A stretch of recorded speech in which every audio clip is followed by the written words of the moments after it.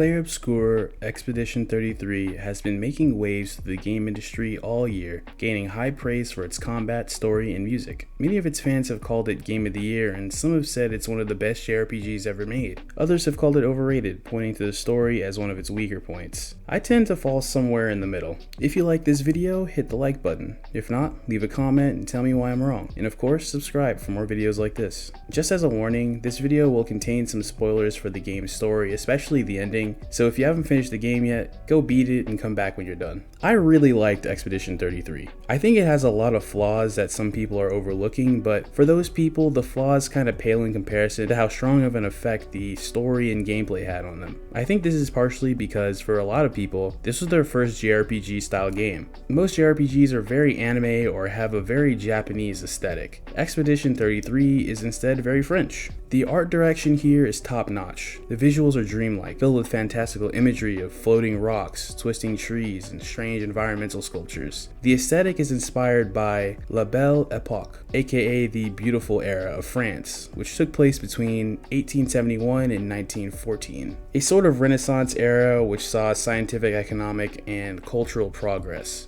You can totally see the inspiration in the clothing, hair, and architectural design of the game. Whether you're running around in the overworld or grinding in a dungeon, you'll be surrounded by awesome scenery. Parts of humanity juxtaposed with the chaos of the monsters running around give the game a unique feel. The sense of scale is also off the charts. The world feels huge with giant rock formations, buildings, and enemies. The music in this game is also awesome. It reminded me a lot of the Nier series because of how grand some of the boss themes could be, but the overworld and dungeon themes were quiet and atmospheric. Something else I really appreciated in this game was the performance capture and voice acting. It almost felt like the actors had a loose script or were given freedom to ad-lib while performing. During cutscenes, the characters would make small gestures with their hands and sometimes talk over each other when arguing. But it doesn't feel like a bug like in Sonic Adventure 2. Instead, it makes the conversations feel real and dynamic. It's easy to believe what the characters are saying because they act like real people. From an aesthetics point of view, I have no complaints.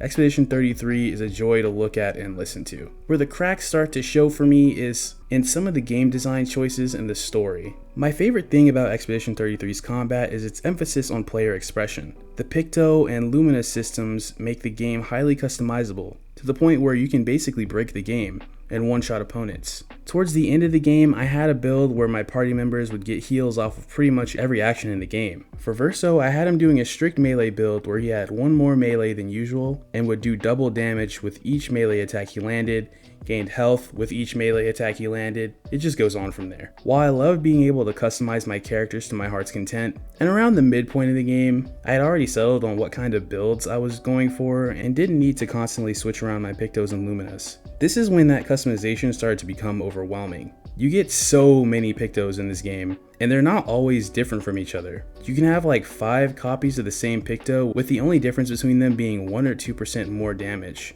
It also only takes 3 fights to master Pictos, so I was constantly getting Pictos, mastering them, then getting more Pictos, and mastering those. I'd much rather have had less Pictos in the game and have it take longer to master them. That way, each one felt more meaningful. The same kind of goes for the skill trees in this game. They're huge. There are plenty of different kinds of attacks for your characters to learn, which feeds into the player expression thing, but again, there's just so many of them, and a lot of the times they're the same skill but slightly stronger. Other times they're kind of useless or useful for a hyper-specific situation. Those are just nitpicks though, things I've found to be kind of annoying, but they didn't really hinder my enjoyment of the game. My biggest issue with Expedition 33's gameplay is the way it handles the action elements. In the beginning of the game, you're starting out, so you're able to take some damage from enemies, figure out what you're doing wrong, learn attack patterns, enemy weaknesses, and start getting a handle on dodging and parrying windows. That all changes around the midpoint of the game, where combat becomes much less forgiving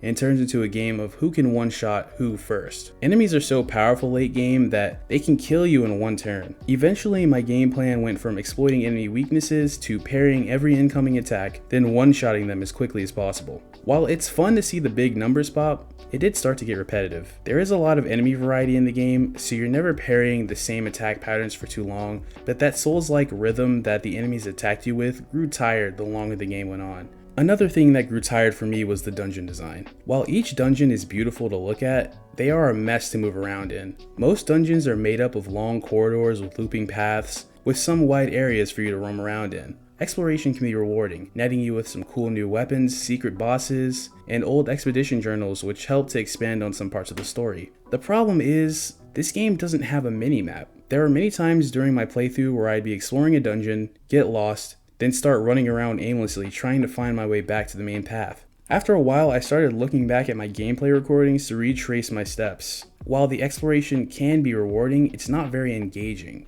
There aren't very many puzzles or mechanics to make getting around each area very interesting. It's mostly just running and fighting. The one thing I feel would have made exploration more engaging is side quests, but man, I hated the side quests in this game.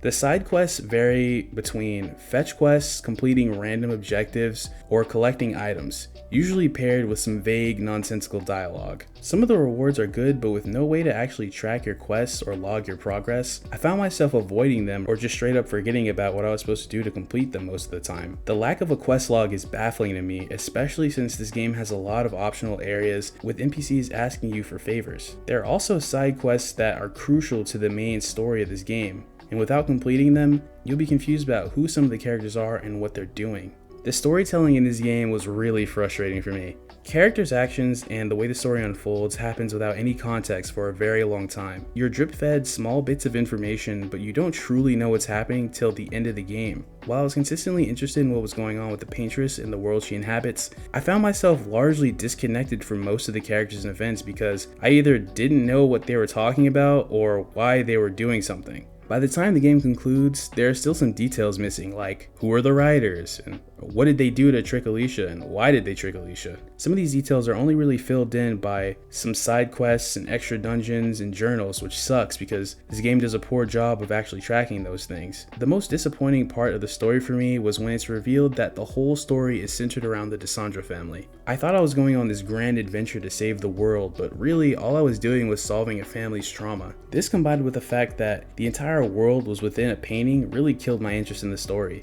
On top of this, you have to choose between saving Lumiere, the thing you've been fighting for this whole time, or saving this family who you've only just learned about. Regardless of your choice though, there's no good ending. If you save the Desandra family, all the characters you spent your time with, and the world you've been fighting for are destroyed, returning Alicia back to the real world where she and all of her family are unhappy. If you choose to save Lumiere, everyone's happy except Verso because he knows he's living a lie, and Alicia is doomed to die in the painting. I like sad endings and depressing stories. I mean, I like stuff like Evangelion, Goodnight Poon Poon, Berserk, stuff like that, you know. But such bleak endings for a game about grief and loss didn't really work for me. Losing a loved one is one of the hardest parts of the human experience. It can tear you apart. But gaining the will to move forward and finding things to give you hope in spite of that loss is what can make you stronger. After seeing this game's endings, I wasn't quite sure how I was supposed to feel. It all just felt meaningless. So that's it. That's basically everything I had to really say about Expedition 33. The gameplay is really great, but there's some things that bother me about it, and really, I could kind of get over most of that. For me, what really bothered me with this game is the story and how it kind of wraps up at the end. It just felt really clumsy and left me really wanting more. I know this video is heavy on the criticisms, but I think at this point, everyone kind of knows what most people like about Expedition 33, so I don't think I really had anything too unique to add to that part of the conversation. I also haven't seen a lot of people saying what they didn't like about the game, and when I did, it was mostly just complaining about the fan base, which I can kind of get. Regardless of my complaints, Clair Obscur Expedition 33 is a great game,